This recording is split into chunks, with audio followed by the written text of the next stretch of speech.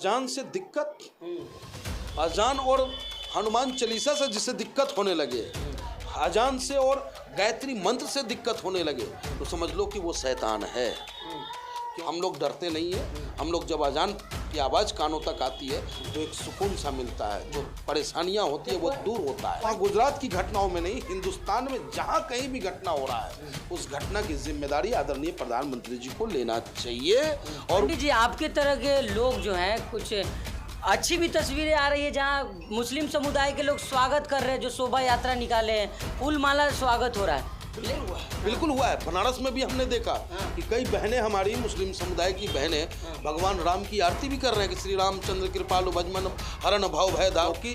हम हिंदू जैसे हैं, हिंदू हम, और आपको दिखा देंगे, सैकड़ों हिंदू हम दिखा देंगे। अगर उसके बच्चे अगर रो रहे होते हैं, चुप नहीं होता है गांव घरों में, यहाँ भी शहरों में भी, तो उसकी माँ को ये कहा जाता है कि बच्चों को लेकर मस्जिद में चले जाओ, इमाम साहब कुछ फूंक देंगे। क्या फूंकते हैं वो? ला इलाहा इल्लल्लाह बिस्मिल्लाह रहमान रहीम। खैर, आप देख रहे हैं, मैं आपके साथ राशिद। पंडित मनमोहन झा गामा हमारे साथ मौजूद हैं। इनसे बातचीत करेंगे जिस तरह से रामनवमी को लेकर के राजनीति हो रही थी। गुजरात की तस्वीरें आपने देखी होगी, बिहार की भी तस्वीरें देखी होगी, जहां जो मस्जिद पे भगवा झंडा लहराया जा रहा है, तमाम तरह के गाने बजाए जा रहे हैं। पंडित जी हैं, वैसे साहब के सिपाही कहते हैं अपने आप को, और सड़कों पे भी नज़र आते हैं। पंडित जी, किस तरह से देख रहे हैं आप? दुखी होंगे आप भी इस तरह की तस्वीरें देख करके? ऐसी तस्वीर देखकर मेरा भगवान राम भी दुखी होगा, क्योंकि मेरा राम कहता है कि मेरे नाम से किसी को तकलीफ पहुंच जाए तो मैं किस बात का राम। अरे राम नाम तो वो नाम है जिसके से भव बंधन कटता है। राम नाम वो है जिससे दुख दूर हो जाता है। लेकिन ये वो लोग हैं जो राम के नाम को भी बदनाम करने का काम कर रहे हैं, भगवान राम के नाम को लेकर के गलत कार्य कर रहे हैं। ऐसे लोगों को न भगवान राम माफ़ करेगा, न भगवान राम का अनुयायी माफ़ कर सकता है, न ही इस देश के लोग उन्हें माफ़ करेंगे। सर, अजान को लेकर लगातार मामला उठ रहा है। अभी सुधांशु त्रिवेदी कह रहे हैं साफ तौर पे कि यहाँ दिक्कत है अजान से हमें। तो अजान से दिक्कत, अजान और हनुमान चालीसा से जिसे दिक्कत होने लगे, अजान से और गायत्री मंत्र से दिक्कत होने लगे, तो समझ लो कि वो शैतान है।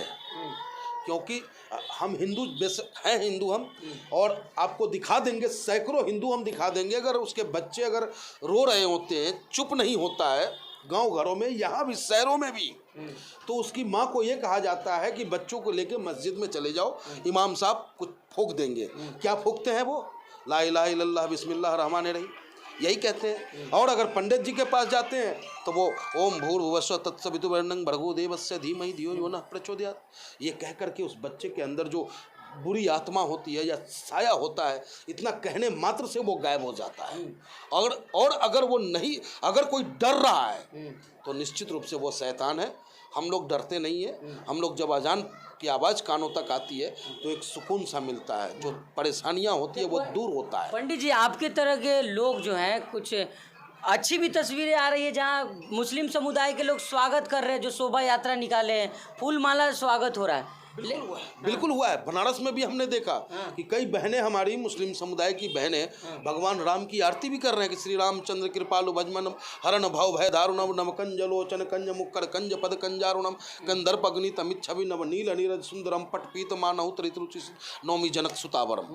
तो और हम लोग भी, अब जैसे आज रमज़ान है, हम लोग भी बड़ी शिद्दत के साथ अपने दोस्त यार, जान पहचान वालों को रमज़ान की बधाई देते हैं। और आप देखेंगे कि ईद का नमाज भी अदा कराएंगे हम लोग। आप देखेंगे कि किस तरह लोग सोच कैसे रहे हैं सब। ये वो लोग हैं जो सिर्फ सत्ता प्राप्ति के लिए इस तरीके का माहौल क्रिएट करते हैं, और चुनाव आते आते ये 80-20 में बांट देना चाहते हैं। लेकिन आपके माध्यम से मैं अपने देश के नौजवानों से, प्रदेश के नौजवानों से, पढ़े लिखे वर्गों से अपील करता हूं कि मेरे भाई, आप अपनी पढ़ाई का सही इस्तेमाल करें, पढ़ाई से सही ज्ञान समाज के बीच बांटें। क्योंकि जब भी कोई राजा धर्म की आड़ लिया है तो उस राज्य का पतन हुआ है। अब आप, वही गुजरात है ना, जिस गुजरात में अहिंसा के पुजारी राष्ट्रपिता महात्मा गांधी जन्म लेते हैं, वही गुजरात है ना जिस गुजरात में लौह पुरुष सरदार वल्लभ भाई पटेल जन्म लेते हैं, और वही लौह पुरुष आरएसएस पे बैन लगाने का काम करते हैं। और आज गुजरात का नक्शा क्या है, गुजरात की पहचान क्या होती है? गोधरा कांड। गोधरा कांड से उसकी पहचान होती है कि ये गुजरात है, ये गुजरात।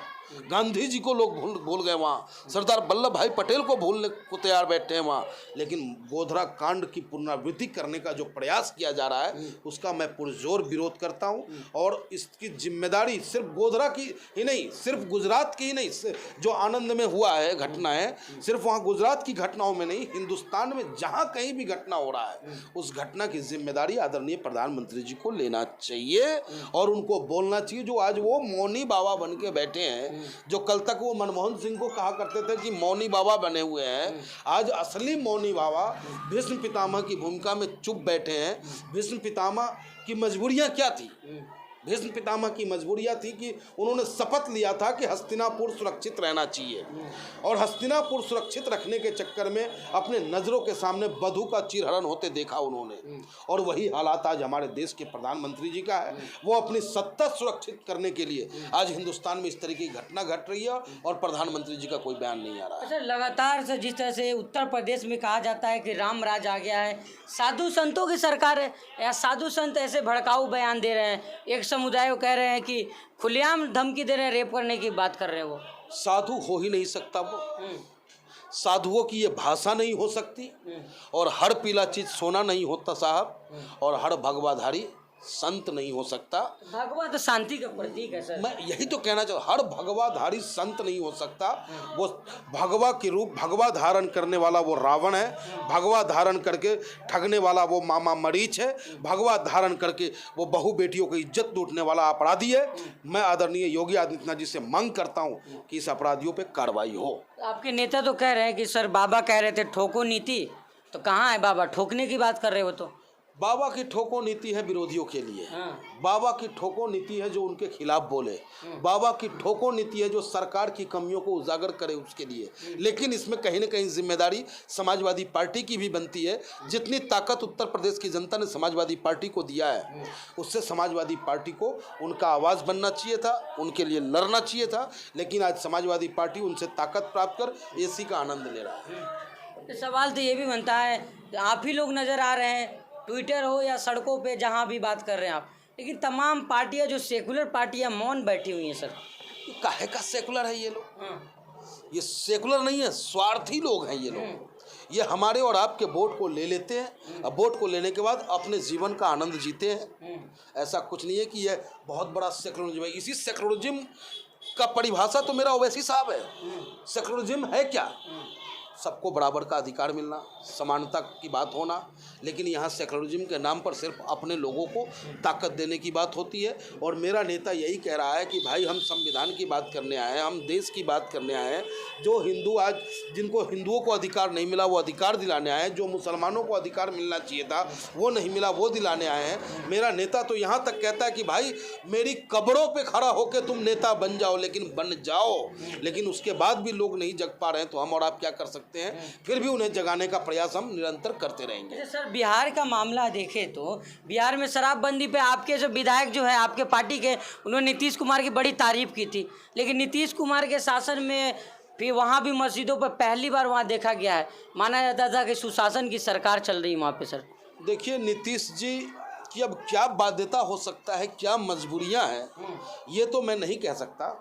लेकिन इतना ज़रूर कह सकता हूं कि नीतीश जी जैसे सभ्य लोग जिन पे बिहार की जनता ने विश्वास किया है, कई बार विश्वास किया, लेकिन आज उनका सुशासन जो है फेल होता नज़र आ रहा है। आज वहाँ पूरे बिहार में अराजकता का माहौल है। कोई ऐसा दिन नहीं है जबकि हत्या नहीं हो रहा हो, लूट नहीं हो रहा हो, बलात्कार नहीं हो रहा, दारू माफियाओं का आतंक नहीं हो वहाँ, और आपसी वैमनस्यता न बढ़ रहा हो। तो मैं वहाँ के मुख्यमंत्री नीतीश कुमार जी से ज़रूर कहना चाहूँगा कि मुख्यमंत्री जी, आप अपनी ताकत को पहचाने। आप मुख्यमंत्री हैं, रबड़ स्टंप नहीं है। आप क्यों डरते हो?